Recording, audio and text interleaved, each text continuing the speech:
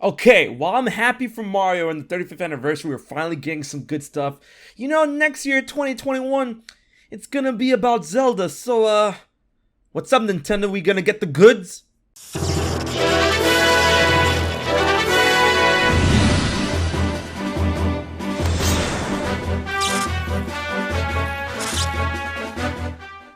What's up, Nintendo fans? What's up, Zelda fans? As we all know, Mario is going in for the Mario 35th anniversary. We were a bit unsure of how deep the dive was going to be when it comes to Mario fans, the fandom, and what Nintendo's going to release to us. But man, that Mario Direct was pretty substantial. And with Mario going in for its 35th anniversary, I'm pretty sure that Zelda should go in just as hard. I mean, Zelda fans all over the world, there is so much stuff that Zelda can do, and considering what we've seen for the 25th and the 30th anniversary of Zelda, then there's really no excuse for Nintendo not to do something like this and for us not to expect something like this. As my good friend Austin John Play said, he makes a good point on the start of the anniversary, or what could be the start of the Zelda anniversary, being a little before the end of what Nintendo's planning to do with the Mario 35th anniversary. That it's gonna end around March of 2021 when the anniversary of Zelda, the 35th anniversary of Zelda, starts around February. You better not be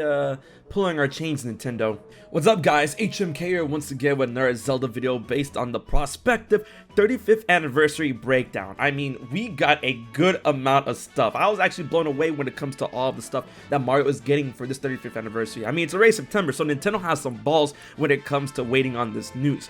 But considering what they've done with Mario and what they've done with Zelda in the past, I'm pretty sure that 35th anniversary, as big or maybe a little smaller than what we see with Mario, could be possible next year for 2021. We got a lot to go over, so be sure to hit that like button, share, and most importantly subscribe to HMK, and strap on in for the safety of hype. Let's dive directly into the noise. So with the massive Super Mario 35th Anniversary Direct, we got the confirmation finally that Super Mario 3D World, along with Bowser's Fury, is coming to the Nintendo Switch in February. Along with that, Super Mario 3D All-Stars, which include Super Mario 64, Super Mario Sunshine, finally, and Super Mario Galaxy, RIP to Galaxy 2. That collection is coming to the Nintendo Switch September 18th, which is pretty soon as of this video. Along with that, we got Super Mario Bros. 35, we got Mario Gear, we got Mario Kart Live, and a bunch of other cool stuff. But you guys know me, as much as I am a Mario fan, I am a Zelda fan through and through first and foremost. So what can The Legend of Zelda do for its 35th anniversary? I know you guys are already thinking about Breath of the Wild 2, but we're gonna get to that in a bit. I'm talking about games like Wind Waker HD, Twilight Princess HD, and yes, the heavily rumored and leaked Skyward Sword HD. Bring them to the Switch so I can finally put my Wii U to rest. With these three awesome 3D Zelda games, I honestly believe that a collection of these titles isn't out of the question, because if we look at the sizes of Wind Waker HD and Twilight Princess HD, they're actually quite small on the Wii U. Wind Waker HD is around 2.5 gigabytes, while Twilight Princess HD is only around 4.5 gigabytes. We can spitball to be generous about Skyward Sword HD's possible size and say that it's maybe 5 gigabytes to be generous. That will put a collection like this in the ballpark around 12 gigabytes, which is no problem for a Switch cartridge. So yeah, Nintendo, I'm watching you. How about you give us that collection?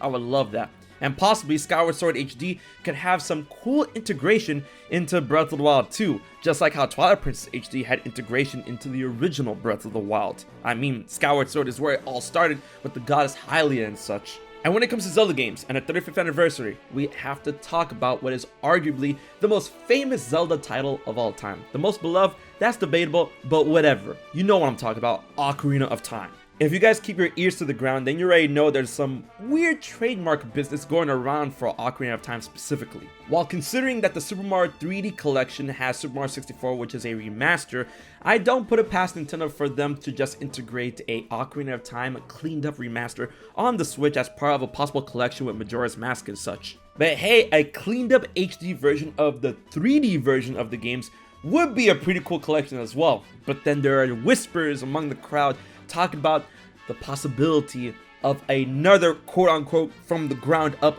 remake of Ocarina of Time. That seems a little too janky and a bit of a reach, but yo, I would love something like that along the lines of a Resident Evil 2 remake or a Final Fantasy 7 remake. I mean, come on, it is Ocarina of Time. And along with the 35th anniversary, of course, we're going to be talking about Zelda gear, toys, clothes, exclusive merch. But when we're thinking about what Zelda was known for in the 25th and the 30th anniversaries of Zelda, then I'm more inclined to think that we might get some more books. Kind of like how we got Hyrule Historia, Arts and Artifacts, Encyclopedia, and Creating a Champion. But then, of course, we have to talk about the elephant in the room, Breath of the Wild 2.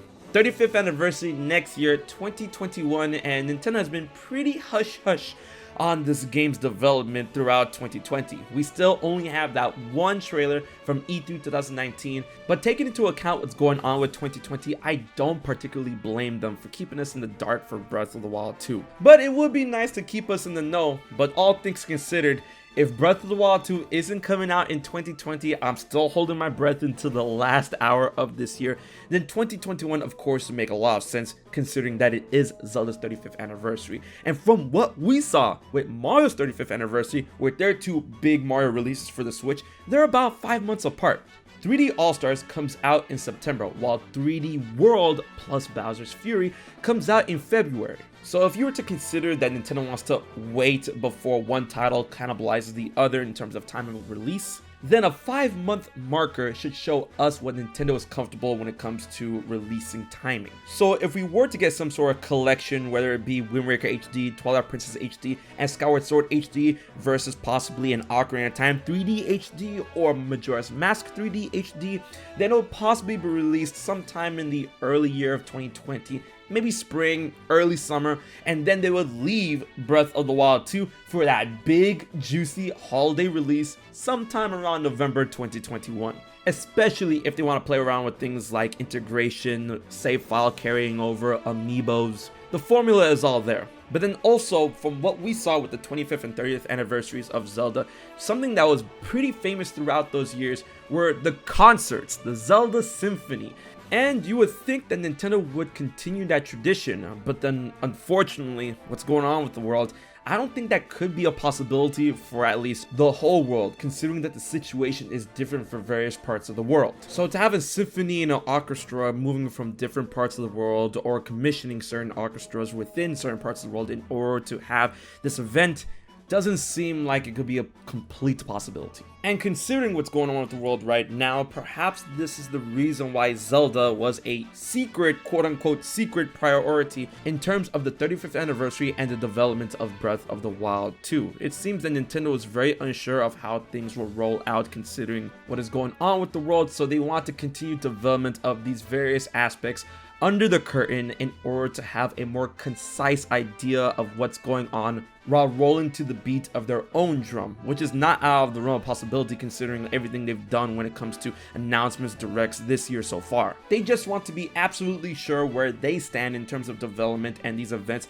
before they push the OK button. And sure, that seems whack, but it's very understandable in my opinion. And given that idea, along with when these games are coming out in terms of the Super Mario 35th anniversary, the development of what possibly could be released for the Zelda 35th anniversary, such as Breath of the Wild 2 and possible collections, could be a lot farther in development than we think. But yo, can you imagine if they decide to do the Legend of Zelda 35, kind of like how they're doing Super Mario Bros. 35, where they have 35 players online in a continuously generated dungeon room, one after the other, and then the last man standing is the winner? I could see that happening. Solving puzzles, killing enemies, and sending them over to your opponents, kind of like how Mario 35 and Tetris 99 is like. I can see that happening. But honestly, I expect great things when it comes to Zelda's 35th anniversary, and I believe in Nintendo. I'm confident that they're going to deliver on some fronts. And I already know how a lot of people are talking about the possibility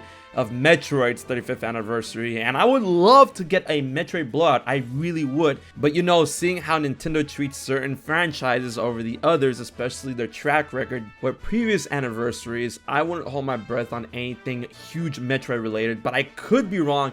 Possibly they go in with Metroid Prime 4, release the Metroid Prime trilogy, and just, you know, make it a whole big year that both Zelda and Metroid can share.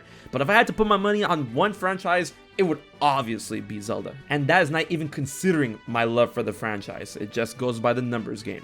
But considering all of that, what do y'all think about the possibility of the Zelda 35th anniversary coming to us next year?